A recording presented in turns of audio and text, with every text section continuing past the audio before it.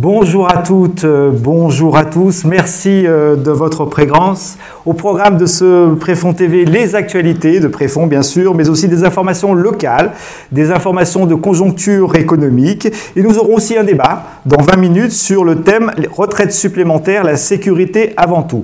Nous sommes ravis d'accueillir sur ce plateau M. Philippe Sebag, président Préfond depuis janvier 2020. Bonjour Président. Bonsoir. Ainsi que M. Christian Carrega, directeur général de Préfond. Bonjour. Bonjour. Nous lançons tout de suite le point Préfond.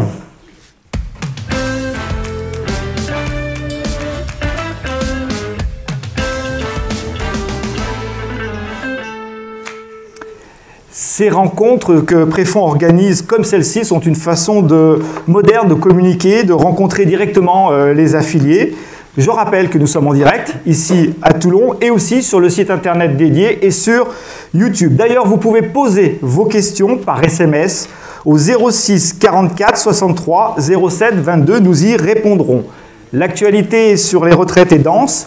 La loi Pacte, dont nous avons déjà parlé précédemment lors de précédentes émissions, la réforme des retraites, bien sûr. Mais pour débuter, Monsieur le Président, pour les affiliés ici présents, nous allons à Toulon, nous allons parler un peu d'histoire. Elle a son importance. Est-ce que vous pouvez nous rappeler ce qu'est la Préfond ? Bien, en quelques mots, la Préfond a été créée en 1964 par 4 organisations syndicales, la CFDT, FO, CFTC et la CFE-CGC, et des associations de hauts fonctionnaires. Alors, la raison de cette création à ce moment-là, c'est qu'il y a eu une prise de conscience au niveau des fonctionnaires, puisqu'ils n'avaient pas droit à intégrer les primes dans leur retraite, et qu'il n'y avait pas non plus de package au niveau de l'emploi et au niveau des avantages sociaux. Et donc Préfond a été imaginé, un produit novateur, un produit qui n'existait pas ailleurs et qui d'ailleurs n'a pas son pareil encore même aujourd'hui.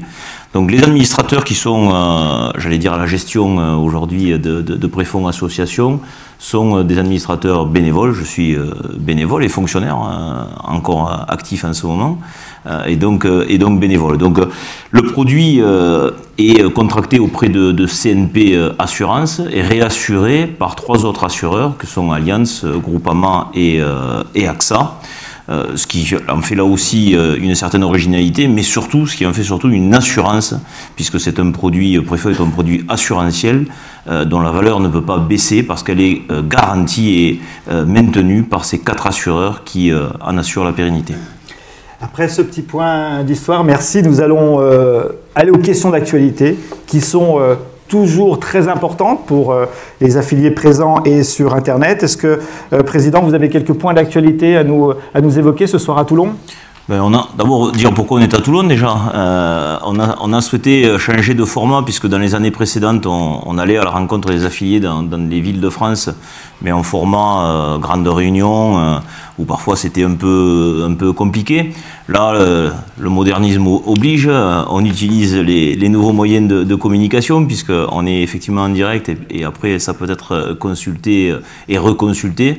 Alors, on a souhaité venir à Toulon parce que d'abord ça fait très longtemps qu'on n'est pas venu à Toulon et donc c'était l'occasion de venir vous rencontrer et puis moi personnellement j'aime bien venir dans des endroits où les gens ont à peu près le même accent que le mien parce qu'à Paris je détonne donc ici je sais comment on se comprendra.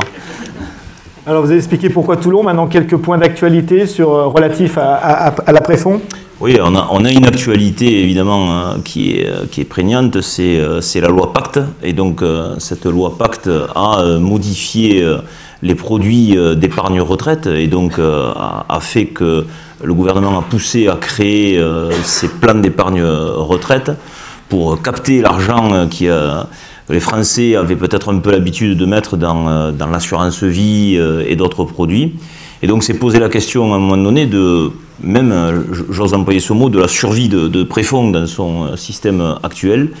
Et donc avec le bureau, avec le directeur général, avec CNP, avec toutes les équipes, nous sommes parvenus à travailler et à faire du lobbying mais intelligent auprès du Trésor. Et aujourd'hui, le produit Préfond est PER compatible, c'est-à-dire qu'il a toutes les caractéristiques aujourd'hui du PER. Et donc on est maintenant un produit dans l'air du temps et accessible dans les mêmes conditions que tous les autres produits PER.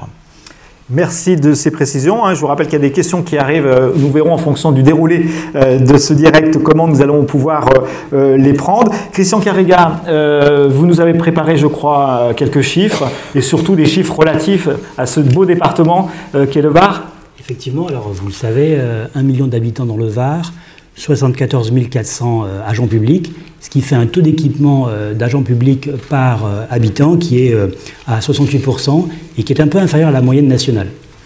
Deuxième élément à avoir en tête, vous êtes dans le Var plutôt plus enclin à cotiser à préfonds retraite que dans d'autres, en moyenne nationale, puisque au national, 5% des agents publics cotisent à préfonds retraite. Dans le Var, vous êtes 6,5%. Alors, il y a des slides qui vont arriver, qui vont illustrer un peu ce que je dis. Quand on s'intéresse un peu aux cotisants, pour avoir là aussi quelques éléments, 4800 cotisants dans le Var, avec une cotisation moyenne entre la classe 6 et la classe 7, à 1100 € en moyenne par an, avec une proportion plutôt plus importante d'hommes, puisque 55% des cotisants sont des femmes, ce qui est un peu inférieur à la moyenne nationale, puisqu'au national, on a plutôt 62 à 63% de femmes qui cotisent. Il y en a un peu moins dans le Var, proportionnellement. L'âge moyen des cotisants est à 51 ans, alors que l'âge moyen d'entrée dans le régime, dans le Var comme au national, est à 40-41 ans. On observe également un choix pour la reversion qui est plutôt élevé, puisque 69% des cotisants ont choisi la reversion. Cela s'inverse un peu lorsqu'on s'intéresse aux allocataires. Vous êtes 3400 allocataires dans le Var, donc qui touchent une rente, avec une rente moyenne de 2700 €, avec un âge moyen évidemment plus élevé, 73 ans, et là aussi une proportion un peu plus importante d'hommes, puisque 52% des allocataires sont des femmes. Et dernier élément, je parlais de la reversion en phase de cotisation. Vous êtes un peu moins nombreux en phase, lorsque vous prenez votre rente, à choisir la reversion, puisque seulement 26% des allocataires ont choisi la reversion. Mais ça se comprend assez bien, puisque en phase de cotisation, l'horizon va être long, et donc on a plutôt tendance à être plutôt prévoyant dans ce domaine-là. Voilà pour avoir quelques éléments clés sur le département. Merci pour ces précisions importantes et ces chiffres clés d'un côté, ce point d'histoire et d'actualité d'un autre côté. Nous avons terminé pour le point préfonds. Tout de suite, le point local.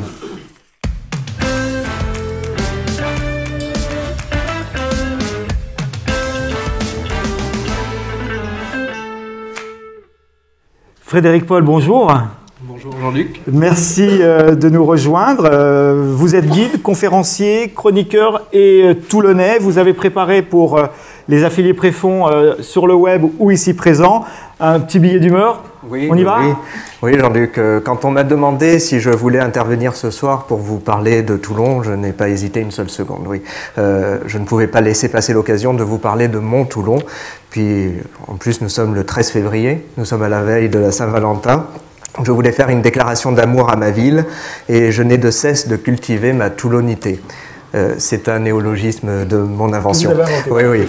Toulon, je t'aime et je te le dis sans phare.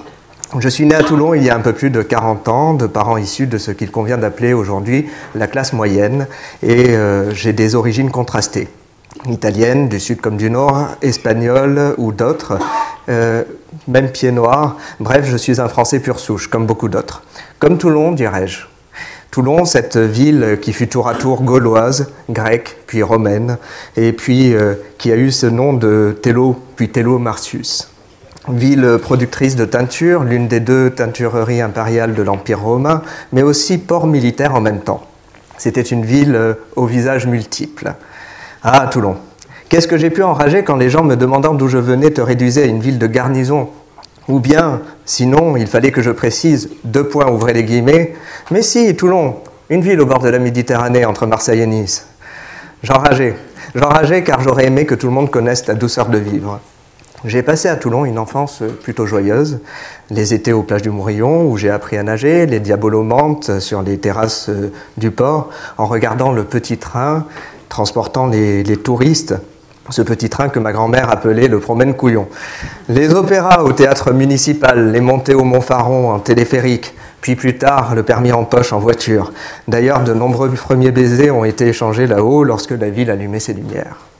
Toulon, je t'aime car tu mélanges de la culture et le populaire. Tout au long de ton marché du cours Lafayette qui inspira à Gilbert Bécaud, lui aussi un de tes enfants, la chanson des marchés de Provence, on est émerveillé par les odeurs et les couleurs. D'étal en étal, on s'apostrophait, jetant dans la bataille de bons mots des galéjades en provençal. Oui, je suis un minot toulonnais, et je me suis nourri de ton marché comme d'après-midi au musée d'art ou au muséum d'histoire naturelle. Dans la cour de l'école, on racontait que Toulon, ça voulait dire que la ville était tout en long. Oui, innocence des enfants.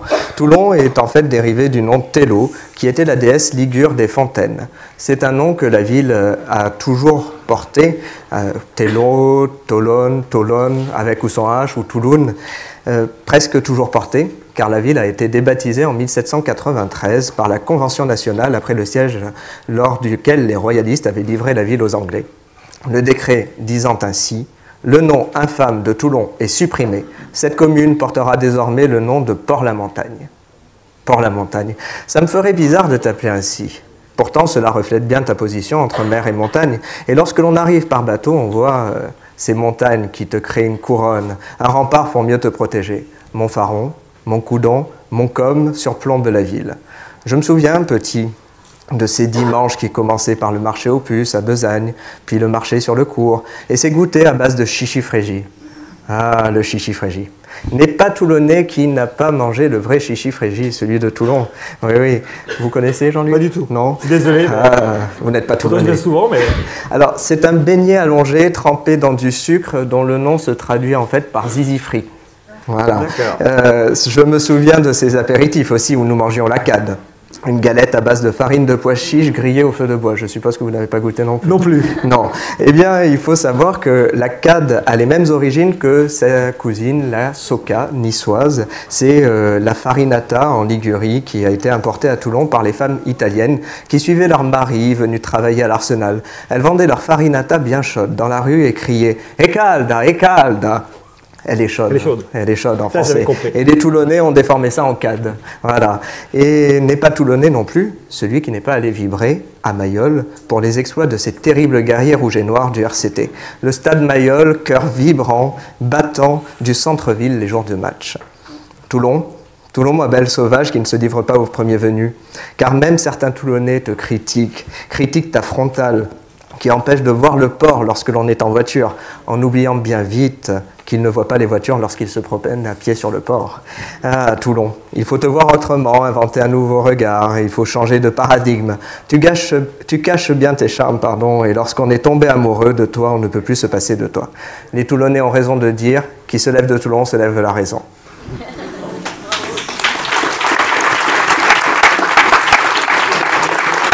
Bravo, merci Frédéric Paul, c'est un très très beau message d'amour, veille de Saint-Valentin, à votre très belle ville, celle de Toulon. Merci d'avoir partagé ce bon moment avec nous.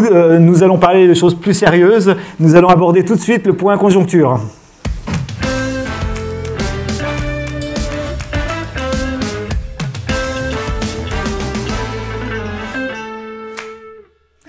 Le point conjoncture est juste avant le débat que nous aurons devant vous. Débat effectivement qui sera sur le thème des retraites.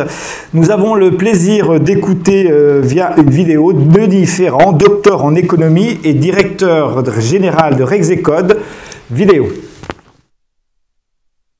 L'année 2019, d'un point de vue économique, est une année qui, au total, est assez moyenne et cohérente avec ce que l'économie mondiale, l'économie américaine, l'économie européenne est en capacité de produire. En gros, la croissance mondiale, ça a été 2,8-2,9%, ce qui est une performance pas si désagréable que ça quand on se souvient de tous les écueils qui s'étaient manifestés au cours de l'année 2019, les tensions commerciales notamment qui se sont manifestées, le Brexit, la crise italienne également. Donc on voit bien qu'il y a eu tout un ensemble d'événements, mais qui au total n'ont pas conduit à faire se dérailler l'économie mondiale. Et pour autant, face à ce contexte, il y a eu, dès le début de l'année 2019, une réaction très importante mise en place par les banques centrales au travers d'une baisse très importante des taux d'intérêt, notamment conduite par la Banque centrale américaine, et qui a entraîné dans son sillage tout un ensemble de réactions des banques centrales, notamment des économies émergentes. Donc c'est ça qui en réalité a fait l'année 2019, c'est véritablement la baisse des taux directeurs qui s'est répercutée ensuite sur les taux des obligations d'État. 2019 a donc été faite par les taux d'intérêt, principalement par les décisions des banques centrales. Est-ce que l'on doit redouter pour l'année 2020 la poursuite de ce mouvement de baisse de taux d'intérêt? Il ne nous semble pas que ce soit le scénario le plus probable qui se dessine. Tout d'abord parce qu'il n'y a pas de nouveaux risques manifestes d'ores et déjà de fort ralentissement de la croissance qui appellerait une réaction des banques centrales. Et puis peut-être aussi parce que plus fondamentalement, les taux d'intérêt sont en train de s'accrocher à une sorte de référentiel de long terme. Un référentiel de long terme qui est beaucoup plus bas que ce que l'on pouvait connaître par le passé, qui en gros est un référentiel autour de 2 de croissance pour les États-Unis, 2 d'inflation pour les États-Unis et 2 de taux d'intérêt.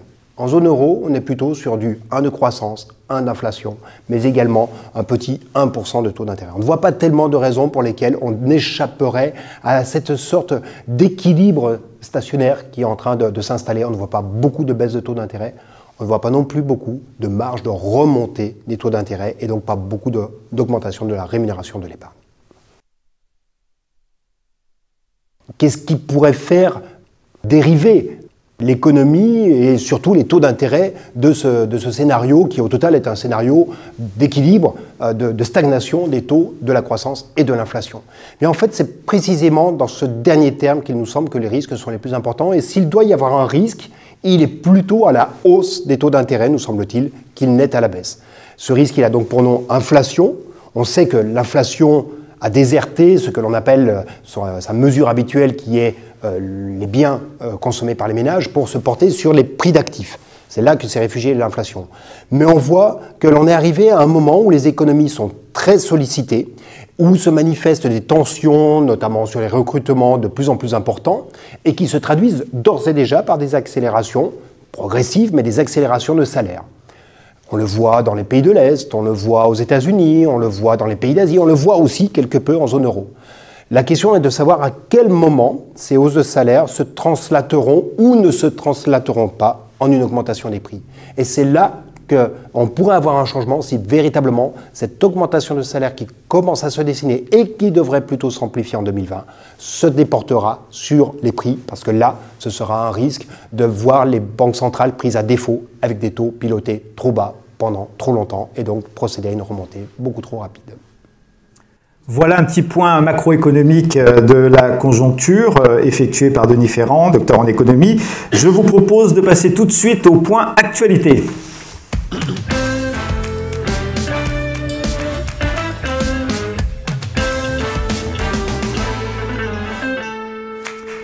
C'est le moment du grand débat Préfond TV, retraite supplémentaire 2 points, la sécurité avant tout. Nous avons le plaisir d'accueillir à nouveau Philippe Sebag, le nouveau président depuis janvier 2020 de la Préfond.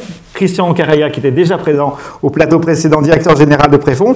Et nous a rejoint monsieur Thomas Chardonnel. Bonjour Thomas Chardonnel. Bonsoir. Vous êtes membre du comité exécutif de la CNP et en charge de la retraite.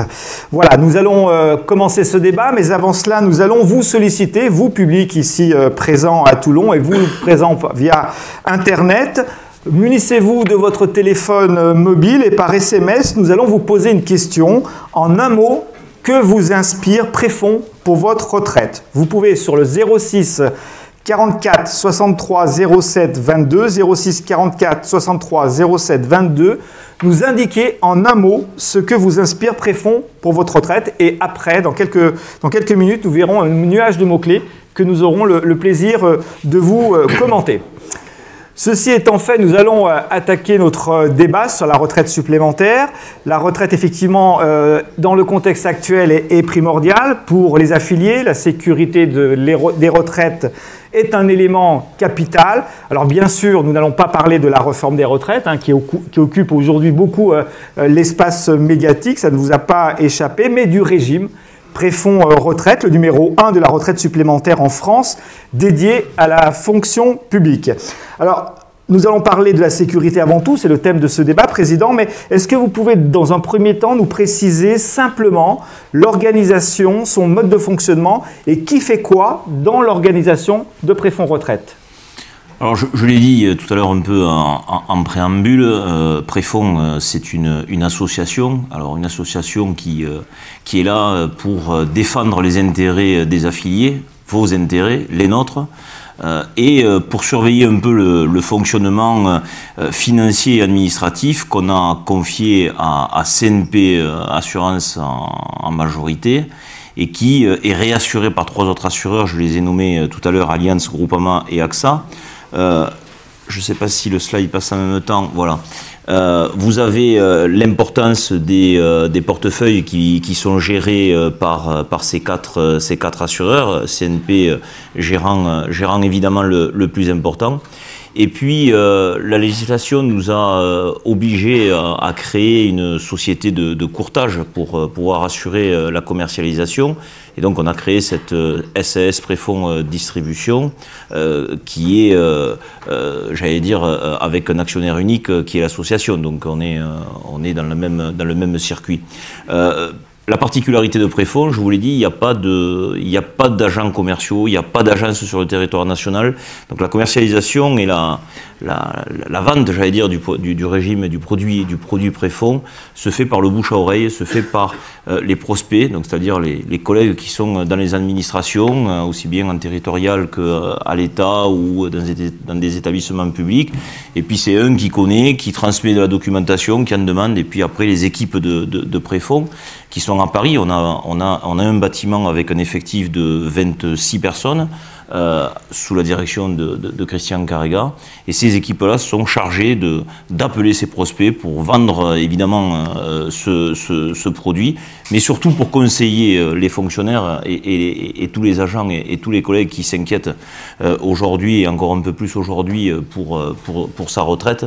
Et donc on a à la fois le produit historique Préfonds, à la fois d'autres produits qui nous ont semblé importants de proposer, comme de la protection juridique ou une assurance vie labellisée 100% ISR, on pourra en reparler. Mais voilà, l'intérêt et le souci particulier des 4 organisations syndicales, des personnalités qualifiées qui sont au sein du bureau, c'est de servir les intérêts des affiliés, de nos collègues que nous sommes nous-mêmes, et de pouvoir vous assurer une meilleure retraite au moment de la liquidation et de la fin d'activité. Alors, merci pour cette transparence dans le mode de fonctionnement. La sécurité, c'est aussi la transparence, mais la sécurité, c'est aussi la confiance. Et là, je me retourne aussi du côté gauche vers CNP Assurance, Monsieur Thomas Chardonnel. Donc, je vous rappelle que vous êtes membre du comité exécutif de CNP. Avez-vous des chiffres clés à faire partager ce soir à Toulon et sur le web auprès de nos affiliés? Tout d'abord, bonsoir à tous. Je voulais remercier Préfonds de m'avoir invité. Je suis ravi de participer à ce débat. Et je voudrais dire que pour CNP Assurance, c'est une fierté, un honneur d'être le partenaire et l'assureur principal du régime Préfonds depuis maintenant plus de 50 ans. Parce que je crois qu'on a des valeurs et un ADN commun avec l'association Préfonds, avec son histoire.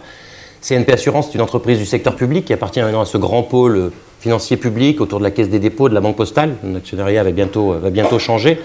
C'est une entreprise solide et c'est important pour un régime de retraite que l'on gère sur le long terme. Je pourrais citer quelques chiffres qui défilent à l'écran. 300 milliards d'encours sous gestion, une collecte, un chiffre d'affaires d'un peu plus de 12 milliards, un résultat net de 1,3 milliard. On va publier nos résultats 2019 bientôt, donc je ne peux pas les donner, mais ça c'est 2018. Et ça c'est la garantie effectivement d'une sécurité. CNP c'est le 4e assureur de personnes en Europe. Je vais parler aussi de mes collègues réassureurs qui sont aussi des assureurs de renom et c'est très important. Finalement, si on devait retenir quelques chiffres de cette slide, j'insisterai plutôt sur les chiffres concernant les assurés. 14 millions d'assurés épargne retraite dans le monde, 37 millions en prévoyance protection. Finalement, c'est pour eux que nous nous engageons au quotidien chez CNP Assurance. C'est ce qui nous engage, c'est ce qui nous fait notre responsabilité au quotidien. Et parmi ces assurés-là se trouvent évidemment les 400 000 affiliés de Préfonds Retraite. Alors, il y a parfois des amalgames qui peuvent être faits pour sa retraite supplémentaire. On ne parle que de ça ce soir. Thomas Chardonnel, est-ce que vous pouvez nous éclairer sur la différence entre un placement pour sa retraite via un fonds de pension, tel qu'on peut les connaître, et un régime de retraite supplémentaire de type assurantiel, tel que vous l'avez évoqué tout à l'heure, Président? Alors, très schématiquement, un fonds de pension, ou en général l'épargne financière, c'est l'épargnant qui prend le risque, qui supporte le risque de fluctuation des marchés financiers à la hausse, à la baisse. Et préfonds retraite, c'est effectivement, comme l'a dit le président Sebag tout à l'heure, un régime assurantiel basé sur la mutualisation et dont la promesse principale est la garantie de la valeur de service, de la valeur de la rente. Alors concrètement, qu'est-ce que ça veut dire? Ça veut dire que l'engagement de préfonds retraite et l'engagement des assureurs qui gèrent le régime, c'est effectivement de gérer les cotisations des affiliés pour garantir une retraite, une rente qui ne pourra jamais baisser. Et ça, c'est garanti par une double sécurité. La première, c'est le cantonnement. Alors qu'est-ce que ça veut dire le cantonnement? Ça veut dire que tous les actifs dans lesquels nous investissons les cotisations des affiliés sont d'une certaine façon isolés, d'un coffre-fort. Et ça protège les affiliés d'éventuelles défaillances de l'assureur sur d'autres lignes d'activité. Et puis la deuxième sécurité, finalement qui est asymétrique, c'est qu'en cas de non-couverture de ces engagements, c'est l'assureur qui doit sur ses propres fonds propres rajouter et assurer l'équilibre. Donc cette double sécurité, finalement, c'est la garantie de la pérennité. On gère des engagements à très long terme, des durations très longues, les cotisations, les rentes, et c'est pour ça que tout ça est très encadré. Donc voilà, schématiquement, on pourrait en parler pendant des heures, mais je crois que ce n'est pas la différence entre un fonds de pension, un régime de retraite de ce type-là et... Où le risque est porté exclusivement par l'individu. Exactement. Alors effectivement, la sécurité, c'est le thème de notre débat ce soir en matière de retraite. Et la transparence est importante dans ce domaine. Thomas Chardonnel, est-ce que vous pouvez aussi nous expliquer le fonctionnement de la gestion financière du régime préfonds particulièrement? Alors, la gestion financière, comme ça a été dit, elle est portée par les 4 assureurs présents dans le régime préfonds. Et ça donne une garantie aux affiliés de bénéficier de l'expertise et des complémentarités en termes de gestion d'actifs de ces différents assureurs. Ça, c'est le premier point.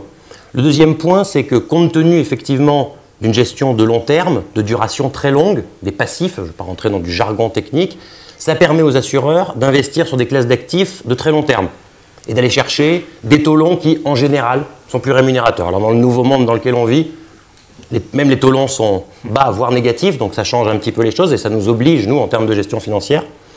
Ça permet aussi d'aller chercher de la diversification. Pour vous donner une idée, les actifs qui sont gérés en représentation des cotisations des affiliés sont investis à peu près à 20% dans de la diversification, c'est-à-dire des actions, de l'immobilier, des investissements directs. C'est beaucoup plus, par exemple, que sur un fonds euro d'assurance vie. Et ça permet aussi d'aller chercher du rendement et aussi de donner du sens à l'épargne investie, d'investir dans l'économie réelle avec des critères, et ça, CNP est très engagé sur ce point-là, des critères ESG, environnementaux, sociétaux, de gouvernance, et c'est très important pour ce type de régime. Voilà ce qu'on peut dire un petit peu sur la gestion financière d'un régime comme préfonds retraite. Alors vous voyez défiler sur votre écran quelques questions d'internautes. Je vous propose d'en prendre une très précise. Mon contrat PER est-il placé en bourse? Point d'interrogation. Dans quelle proportion? Point d'interrogation. Qui veut répondre? Alors, je viens d'y répondre en partie. Oui, Thomas, en partie, en fait, la part obligataire dans le régime préfonds, c'est 80%. La part de diversification, c'est 20%. Et dans cette diversification, vous avez deux choses. Vous avez les placements en actions, 12%. La différence étant sur des placements infrastructures ou immobiliers. D'accord, parfait. Alors, Christian Carrière, justement, maintenant, parlons de l'aspect plutôt technique et surtout du rôle de l'association qui a été évoqué en préalable par le président de la Préfonds. Quel est le rôle de l'association Préfonds très exactement? Alors, le président l'a dit, l'association, techniquement, a souscrit un contrat d'assurance de groupe auprès d'un assureur, CNP Assurance, lui-même réassuré par AXA, Groupama et Allianz, je n'y reviens pas. Lorsque vous avez cotisé à la Préfonds, vous avez donné un mandat à l'association pour vous représenter. Et donc l'association, elle a mis en place une série de mécaniques, de commissions, pour surveiller la gestion financière, pour surveiller la qualité des placements, pour s'assurer qu'il n'y a pas de choses toutes folles qui sont faites. Elle a mis en place une commission administrative et technique qui a vocation à surveiller la qualité des indicateurs de gestion, les délais de réponse, la durée moyenne des stocks pour y répondre. Elle a mis en place une commission ISR, une commission qui a vocation à développer la volonté forte qui est celle de l'association que d'aller vers de l'investissement socialement responsable. Et enfin, il y a une commission dite prospective et développement qui a vocation à réfléchir aux nouvelles solutions, aux nouvelles offres qui pourraient répondre aux besoins particuliers des agents de la fonction publique. Donc ces 4 commissions composées d'administrateurs permettent de surveiller et de répondre à cette attente forte qui est celle de nos affiliés que le régime soit géré le mieux possible par ces 4 assureurs. Alors une question de la salle, hein, vous avez promis de les prendre. On parle beaucoup de la valeur du point pour la retraite, c'est un débat d'actualité, mais là on va parler de la retraite supplémentaire préfonds. La valeur du point peut-elle baisser? Point d'interrogation. Alors vous l'avez dit tout à l'heure. Non, vous l'avez dit, mais elle ne peut pas baisser. Le Code des assurances prévoit effectivement pour les nouveaux régimes en points qui seraient mis en place cette possibilité. Ce n'était pas le cas sur le régime préfonds, donc la valeur de service, la valeur de la rente ne peut pas baisser. Parfait. Alors on va parler, Thomas Chardonnel, de la partie maintenant, on est dans un processus de transparence, de confiance, de clarification, s'il y en était besoin. On va parler de la partie purement administrative du régime préfonds retraite. Qu'est-ce que vous pouvez nous en dire? Alors, la partie purement administrative, comme vous dites, finalement, c'est le service aux affiliés et c'est la gestion de l'ensemble des opérations, des demandes des adhérents, des affiliés. Pour nous, c'est quelque chose de très important parce que c'est la qualité de service et comme l'a dit Christian Carrega, elle est régulièrement monitorée, suivie par les commissions, les comités qualité qui se réunissent tous les 6 semaines, la commission administrative qui se réunit 2 fois par an. Pour donner quelques chiffres, la gestion administrative, c'est plus de 200 000 opérations par an, des opérations d'encaissement des cotisations, de réponse aux demandes des affiliés, de simulation des rentes par exemple, de gestion des rentes, de mise en paiement des rentes, c'est très important. C'est 70 000 appels traités par an avec des engagements de qualité de service, on essaye de tenir le plus régulièrement possible. Tout ça pour servir effectivement les 400 000 affiliés, dont 150 000 rentiers. Voilà, ça c'est un travail au quotidien dans lequel nous investissons en termes d'outils, en termes de moyens humains et en termes de dialogue permanent avec l'association. Alors sur un autre registre désormais, un registre sur lequel les affiliés sont très attentifs, nous avons déjà évoqué lors d'une précédente émission, et Christian Carrega, vous l'avez évoqué, l'ISR, vous savez, l'investissement socialement responsable, ce placement financier qui concilie d'un côté la performance économique et d'un autre côté l'impact social et environnemental. On connaît l'importance de l'ISR, vous l'avez évoqué au sein de Préfonds. Président, est-ce que vous pouvez nous préciser les engagements de l'association à ce titre? D'abord, rappeler que cette démarche est ancienne, elle n'est pas nouvelle. Les organisations syndicales qui siègent à Préfonds sont des organisations syndicales qui siègent sur l'ensemble du périmètre des retraites, et donc nous sommes, pour les 4 organisations syndicales en tout cas présentes, très très attachés à ces 3 critères de l'environnement, du social et de la gouvernance. Donc en 2011 déjà, à Préfonds, nous nous sommes dotés d'une charte ISR que l'on impose aux 4 assureurs. Et à travers le travail des commissions dont nous parlions jusqu'à présent, nous la CNP, on l'aime bien, ça fait 50 ans qu'on travaille avec. Mais la confiance n'exclut pas le contrôle. Et donc, on les contrôle et on les challenge. Et c'est régulièrement que nous avons des contacts et du travail avec eux pour les challenger un maximum pour aller vers ces investissements socialement responsables. Alors, ça se fait par différents biais. Au-delà de la charte ISR dont j'ai parlé, on s'est aussi doté d'une politique de vote. On a une politique d'engagement, une politique de vote. Et le conseil d'administration a défini 4 thèmes majeurs qui sont le financement de la transition énergétique, qui est l'intégration des critères ESG, donc environnement, social et gouvernance, dans la rémunération des dirigeants. Pour être très clair, il y a une norme qui est à peu près acceptée ici et là, c'est que le salaire d'un dirigeant ne peut pas dépasser X fois 100 le salaire minimum d'une entreprise dans le pays français en tout cas, et même si c'est une entreprise internationale, on prend la référence du pays français confère le consortium Nissan-Renault avec son fameux président qui gagnait pas beaucoup d'argent, mais nous avions effectivement poussé à voter contre sa rémunération. Il y a un sujet aussi qui est très important aujourd'hui, tout le monde a entendu parler d'évasion fiscale et donc on est très attaché également à la transparence et à l'équité fiscale.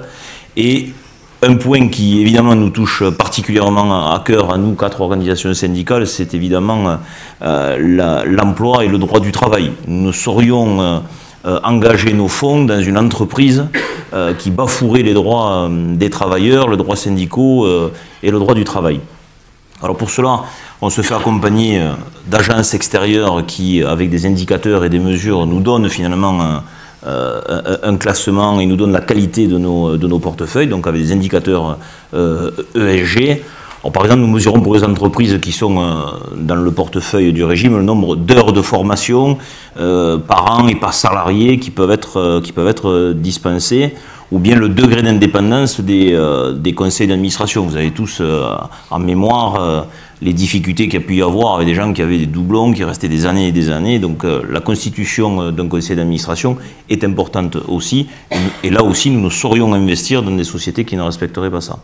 Et puis, lorsque nous avons rédigé notre charte ISR en 2011, nous avons fait voter le portefeuille du régime par une agence indépendante qui s'appelle Vigeo Eris. Et on peut s'apercevoir depuis, au fil des ans, que la note s'améliore. Si le directeur général me reprendra, mais comme j'ai bien révisé, je pense qu'on est passé de 47 à 52, c'est ça ? 54. Ah, j'ai failli bien réviser. Voilà, de 47 à 54, donc la notation, pour vraiment y regarder de très près et travailler avec mes collègues là-dessus, pour gagner un point par an, c'est quand même compliqué. Donc passer de 47 à 54, ça veut dire qu'on a véritablement challengé les assureurs et que dans les commissions de discussion que nous avons, de pilotage, on les pousse à aller vers ce périmètre-là. Donc un engagement fort de la Préfond sur les enjeux ISR depuis près de 10 ans maintenant. Oui. Thomas Chardonnel, côté CNP, est-ce que vous pouvez aussi nous parler des engagements CNP en la matière ? Je ne peux qu'être à 200% d'accord avec ce que vient de dire Philippe Ségab. Pour CNP, l'ISR, l'investissement ISR, c'est à la fois une conviction, des principes d'action et des exemples concrets. C'est une démarche quotidienne, mesurée, chiffrée. Conviction, pourquoi ? Parce qu'on estime qu'en tant qu'investisseur de long terme, nos intérêts, nos actions ne peuvent pas être divergentes de celles de la société à long terme. Et c'est une évidence. Les principes d'action, ça veut dire qu'en tant qu'investisseur, nous suivons de près les investissements que l'on fait. Beaucoup d'investissements en direct, c'est-à-dire un investissement dans les politiques de vote et un suivi réellement de ce que veulent dire ces investissements. Quand nous travaillons avec des gestionnaires de fonds, ça arrive, on travaille avec des gens qui partagent nos valeurs et les mêmes engagements. On s'est fixé en 2018 4 engagements en matière de transition énergétique. C'était d'investir à horizon 2021 5 milliards d'euros dans l'investissement vert, dans les forêts, dans les green bonds, etc.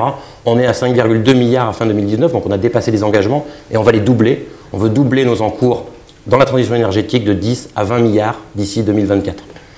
On avait un engagement de réduction de 47% de notre empreinte carbone dans nos portefeuilles actions. À horizon 2021, on l'a atteint fin 2019. Même chose, un engagement de réduction de l'empreinte carbone dans nos portefeuilles immobiliers. On est à 85% d'atteinte. Donc vous voyez, c'est des choses qui sont mesurées, qui sont suivies, qui sont publiées. Vous pouvez aller sur le site de CNP et télécharger le rapport annuel. Donc c'est un engagement qui est fort et je vous dis qui est basé sur des mesures très concrètes. Et bien sûr, dans le cadre de la gestion d'actifs de Préfond, comme l'a dit Philippe Sebag, c'est quelque chose que l'on suit au travers des commissions financières, où on est challengé, effectivement, mais ça correspond à un engagement et c'est bien qu'il y ait ce dialogue permanent. Donc des mesures très concrètes, des chiffres très précis, un engagement de longue date. Donc nous allons maintenant conclure sur ce débat retraite supplémentaire, la sécurité avant tout. Mais avant cela, nous allons constater ensemble que la transparence de l'information telle que nous l'avons exercée ici sont essentielles. Comment est-ce que cela peut se traduire concrètement, Christian Carrega, cette transparence de l'information ? D'abord, vous l'avez dit, on est présent devant vous, on va répondre à vos questions, notamment également à l'issue de cette réunion, donc c'est important. On publie chaque année, depuis maintenant 5 ans, un rapport de gestion qui met en évidence les évolutions sur l'ISR, la composition du portefeuille, la performance, les indicateurs qualité de la gestion administrative. Sur le site internet, vous avez une série d'informations et puis surtout au téléphone avec nos conseillers en ligne au 3025, la possibilité de poser toutes les questions et d'avoir les réponses sur ces sujets-là.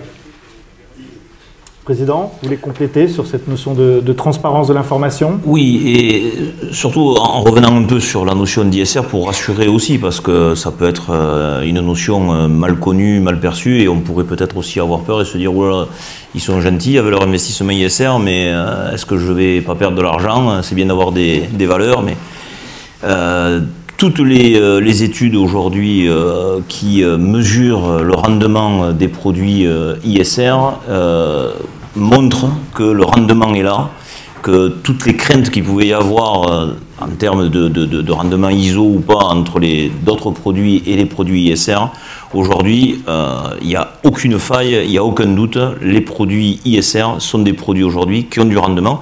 Et je dirais même que dans l'avenir, je pense que ce sont des produits qui vont maintenir ce rendement, parce que lorsqu'on investit sur une entreprise qui a des problématiques en matière d'environnement, il y a un risque réputationnel et qui impacte énormément les sociétés de gestion, les assureurs et une association comme Préfond. Et ça, on y prend évidemment bien garde.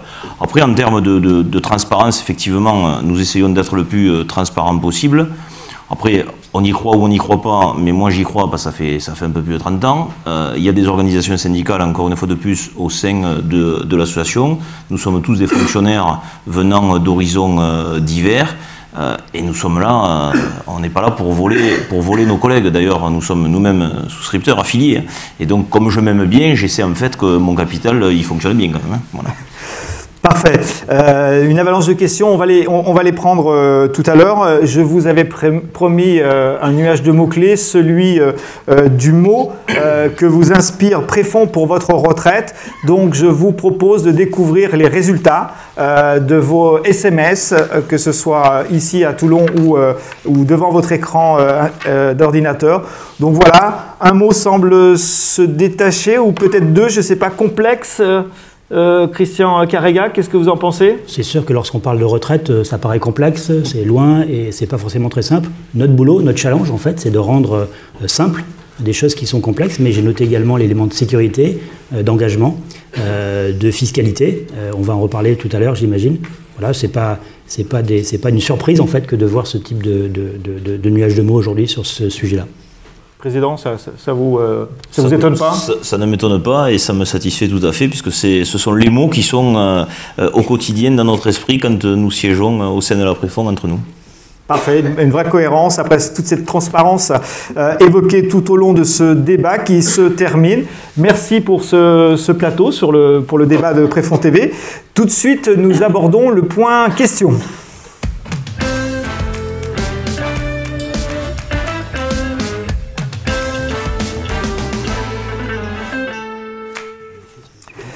Nous avons le plaisir d'accueillir Pierre Galland, qui s'installe à la droite du président.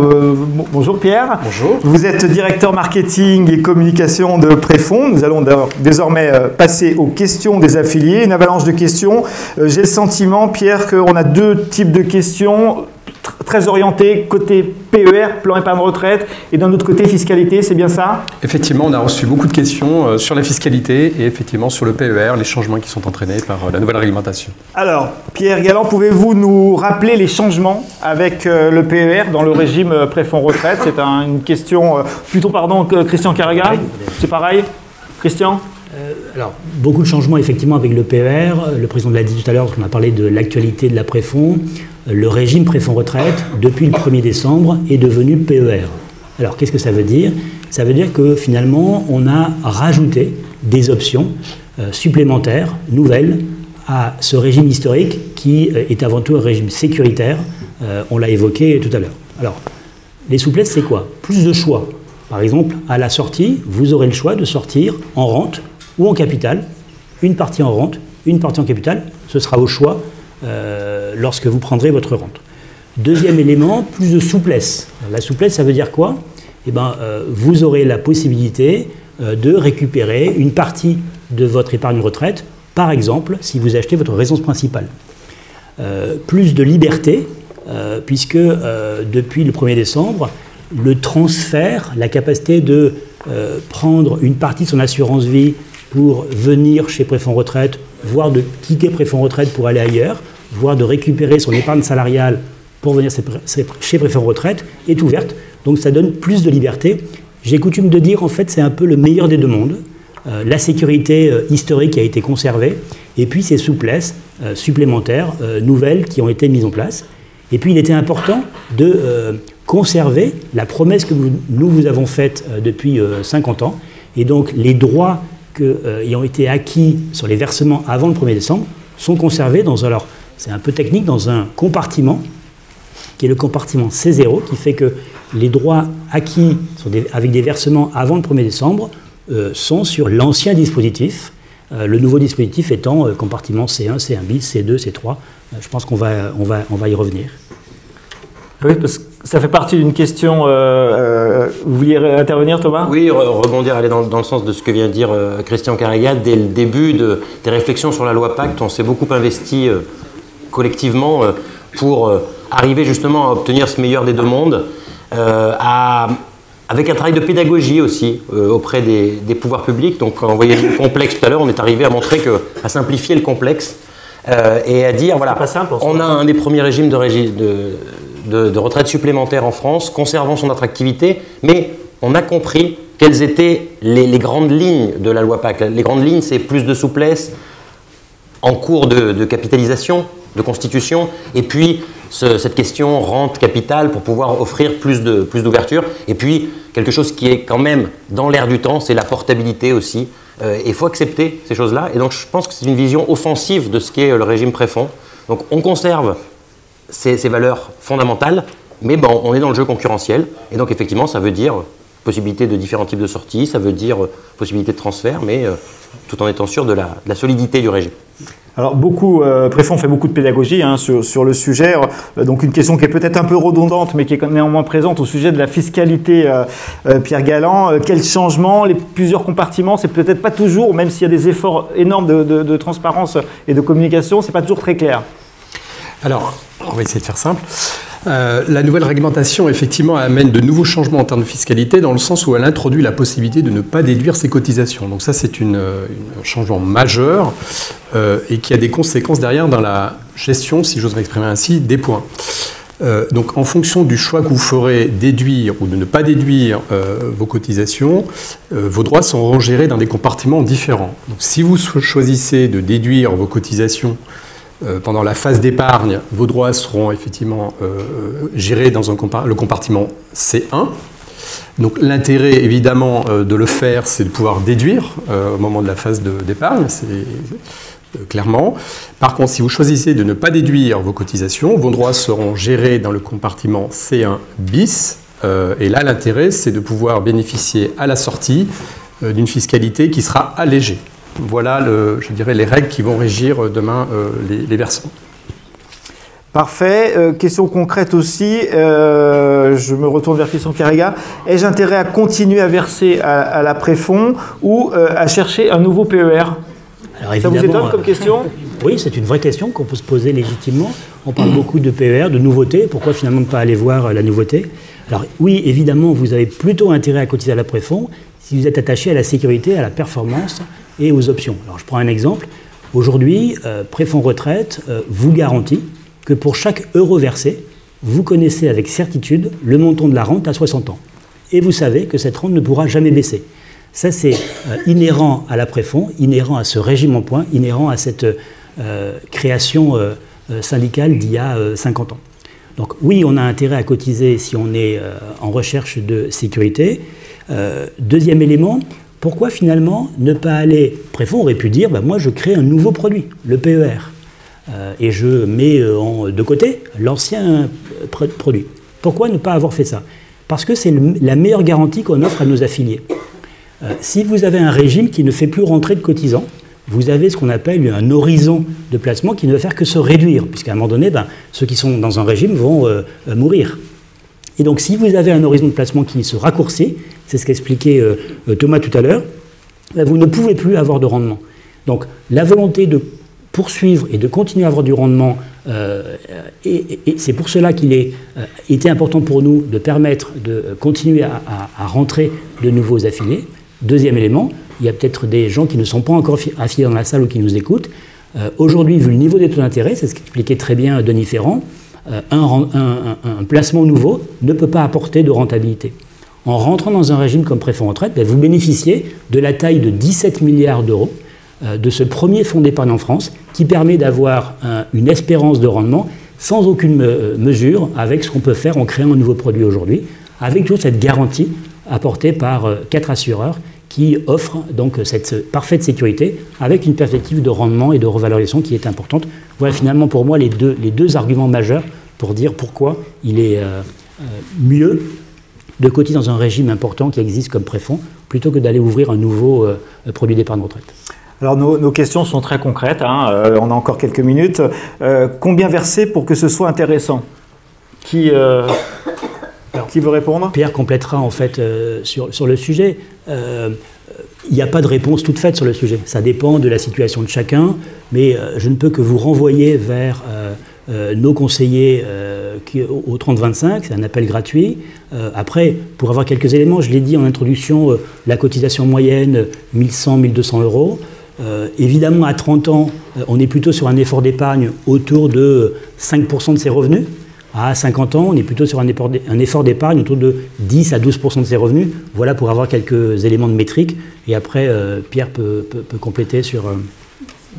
Oui, pour compléter, effectivement, on a ces éléments de métrique qui seront à prendre en compte. En effet, l'idée étant de planifier finalement son épargne tout au long de sa vie et d'entretenir une augmentation progressive tous les 5 ans, par exemple, ce qui permet effectivement, in fine, de se constituer, je dirais, une épargne retraite qui est significative.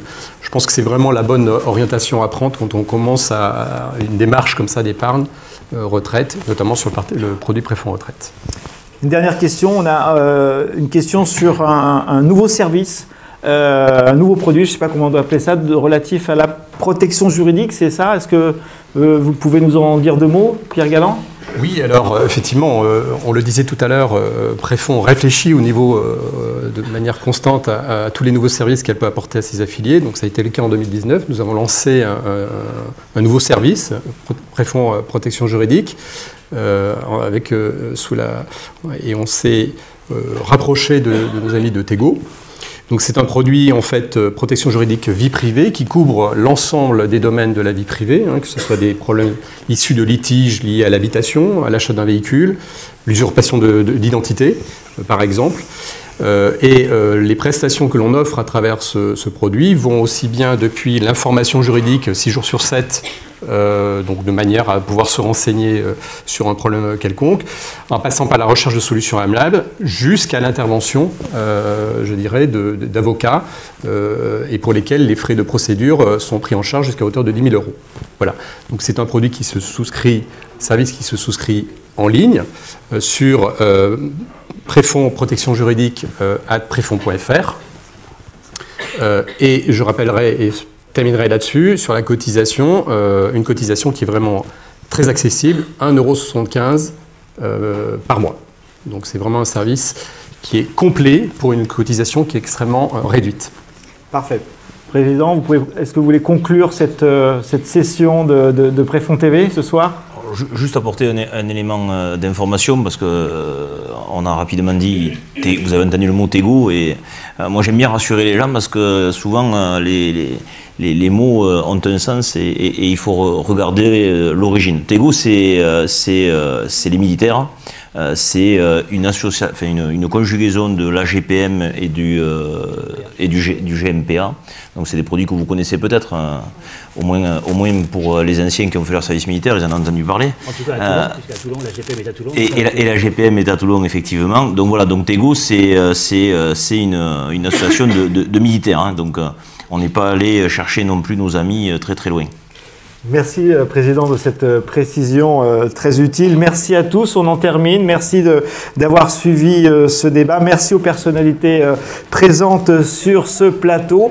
Vous allez nous retrouver le 4 juin 2020, cette fois-ci à Lyon. Merci à tous, à très bientôt.